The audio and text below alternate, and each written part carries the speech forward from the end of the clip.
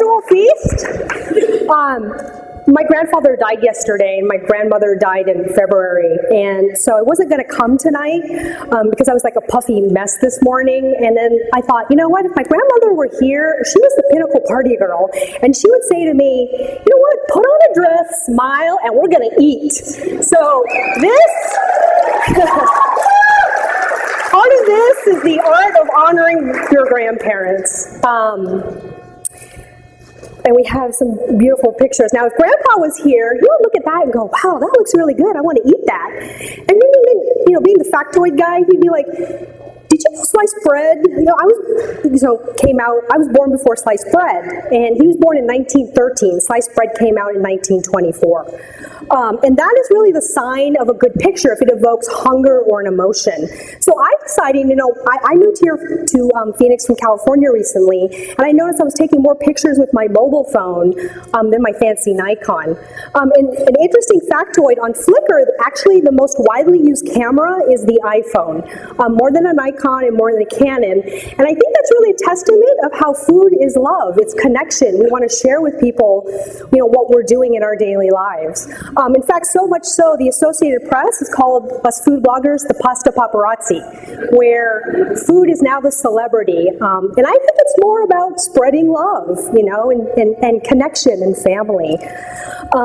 Couple of things on etiquette: never piss off the chef, because they have knives, and yes, I have pissed off some chefs before, and it's interesting to see their veins like flare. And also, don't shoot people chewing, because what will happen is someone will shoot you eating, and it will appear on Flickr and YouTube or something. Something my grandmother would say is, don't look with your mouth, look with your eyes. With mobile phones, the playing field is equal, so it's all about seeing. For lighting, the best lighting is natural and in open patios, and particularly with a cocktail. As Grandma would say, booze makes everything better. Yeah, go Grandma! Sometimes when you're in a restaurant at night, you might need light bulb lighting. Here's a picture of my friend with his incredible phone lighting these fried green tomatoes as I take a picture, and then our other friend is taking a picture of us, which is kind of cool. See shapes. So the eye likes triangles and circles. And what's nice about triangles, it's like an arrowhead that's saying, look here. So like in this rice pudding, your eye naturally goes to, the best part of the pudding. See balance. So back to triangles, a nice picture has balance. So here we have some Joe's Real Barbecue with beans, turkey, and toast. But the great part of this picture is actually the sauce, which is in the middle. And that's where people's eyes will go to. As a healthy living blogger, I want to show people that eating healthy is vibrant and fun.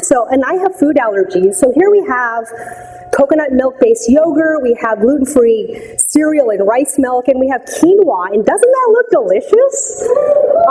And sometimes too, we always take pictures like this. Sometimes just tilting your camera can make lunch in the cafeteria look way more interesting. And also lattes, just bend and get table angle with your phone.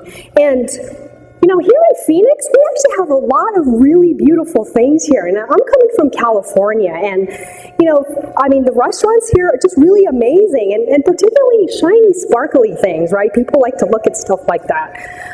Motion. What's neat about the iPhone, it can capture motion and fire, which is great in kitchens. And going back to moments, like when my grandmother used to cook, she would stir with her ass. And I'm thinking, I wish I had my camera to picture that, and food is passion, right? People love and eating and cooking, and capturing those moments. And cupcake people are fanatic about frosting. It's pretty amazing. But again, it's really, really cool what you can do on a camera.